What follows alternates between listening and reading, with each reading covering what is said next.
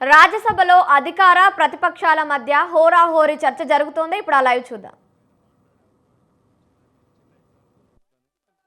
Given the notice to the teachers because of the support of the civil.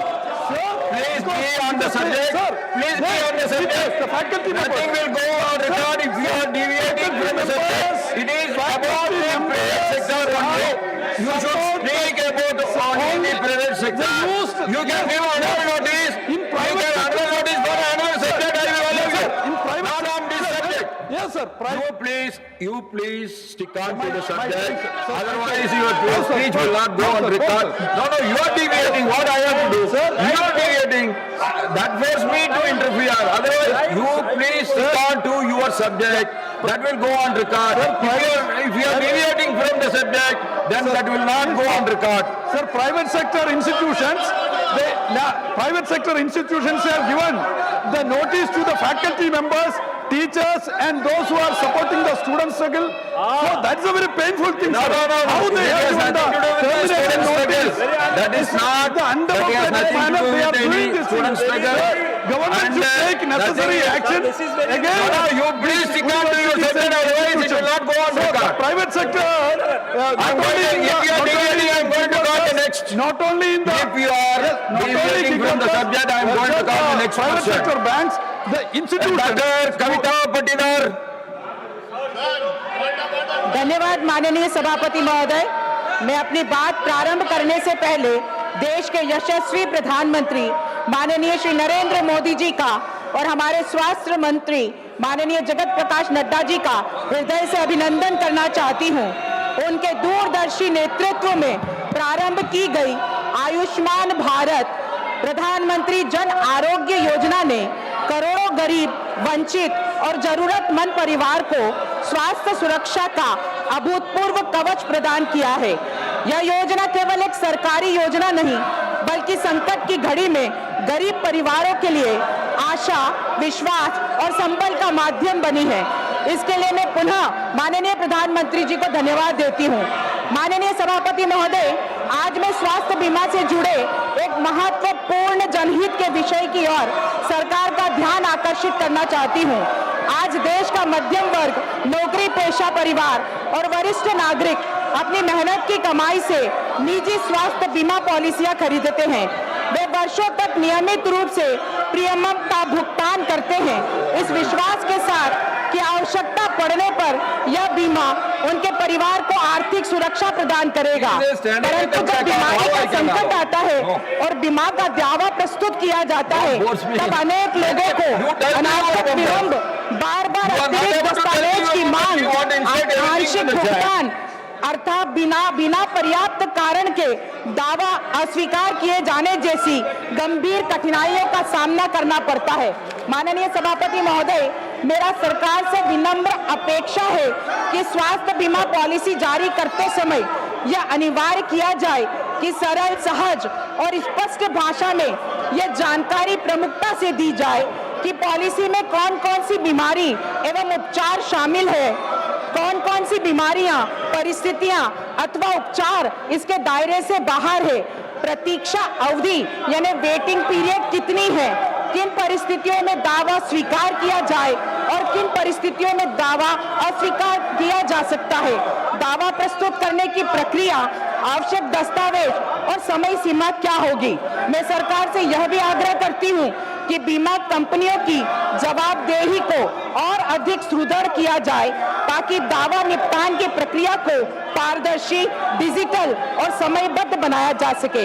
यदि किसी वैध दावे में अनावश्यक विलंब या मनमानी की जाती है तो उसके विरुद्ध प्रभावी और त्वरित कार्रवाई सुनिश्चित किया जाए। माननीय सभापति महोदय, यदि बीमा व्यवस्था में पारदर्शिता, जवाबदेही और उपभोक्ता हितों की प्रभावी सुरक्षा सुनिश्चित की जाती है तो इससे करोड़ों परिवार को लाभ होगा। बहुत बहुत धन्यवाद। डॉक्टर मेहता विश्राम कुलकर्णी जी। माननीय सभापति महोदय, मेरा आज का शून्यकाल एक ही दवा के अलग अलग ब्रांड के लिए एक समान एमआरपी होने की आवश्यकता के बारे में है। माननीय सभापति महोदय, आज मरीजों को ब्रांडेड महंगी दवा खरीदने पर मजबूर किया जा रहा है। या तो उनके पास जानकारी नहीं होती, डॉक्टर्स और केमिस्ट भी उसकी जानकारी नहीं देते, और कभी कभी तो मिसगाइड भी करते हैं कि महंगी ब्रांडेड दवा ही ऑथेंटिक है। माननीय सभापति महोदय, एजिथ्रोमाइसिन नाम की दवाई जो है 25 रुपए में मिलती है, लेकिन ब्रांडेड दवाई 132 रुपए में मिलती है। टेल्मिसर्टन नाम की दवाई 16 रुपए में बेची जाती है, लेकिन ब्रांडेड दवाई 62 रुपए में बेची जाती है। पेंटाप्राजोल 25 रुपए में मिलनी चाहिए, लेकिन 150 रुपए में बेची जाती है। मतलब एक समान इंग्रेडिएंट्स, स्ट्रेंथ और थेरापेटिक एफिकेसी होने के बावजूद भी कीमतों में बहुत ज्यादा फर्क है।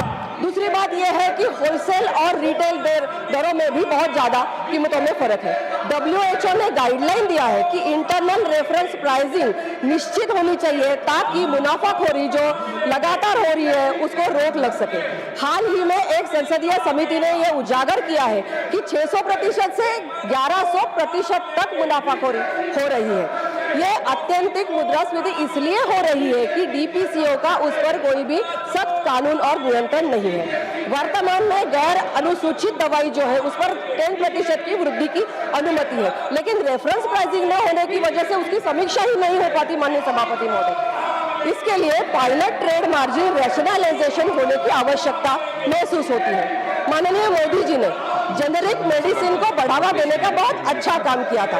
कोविड के समय भी और एक अच्छा निर्णय उन्होंने लिया था कि 50% जो मुनाफा है, जो प्रॉफिट है, उसमें कम कर दिया था। इसकी वजह से मरीजों को सस्ती दवाई उपलब्ध हुई।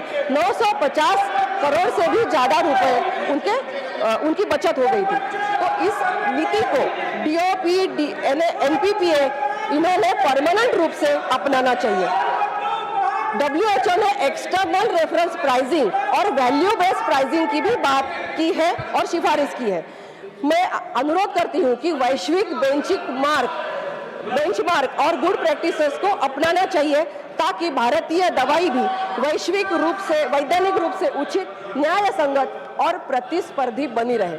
अतः मैं मांग करती हूं माननीय महोदय कि DOP, DPCO और NPPA की भूमिका को सशक्त कर MRP लागू कर देना चाहिए और अतिरिक्त मूल्य पर रोक लगनी चाहिए।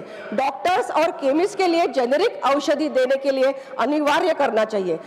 जेनेरिक दवाई की उपलब्धि को बढ़ावा देना चाहिए और इंटरनल रेफरेंस प्राइसिंग और वैल्यू बेस्ड प्राइसिंग की गाइडलाइंस का उपयोग करना चाहिए। मैं अनुरोध करती हूं सरकार से कि इस विषय को शीघ्र और प्रभावी कदम उस पर। There is no point of order in zero hour, you know very well. Now, Shriman Rajiv Kumar ji. Rajiv Kumar ji, are you going to speak or not? Otherwise, I will call the other. I would request you to give the time.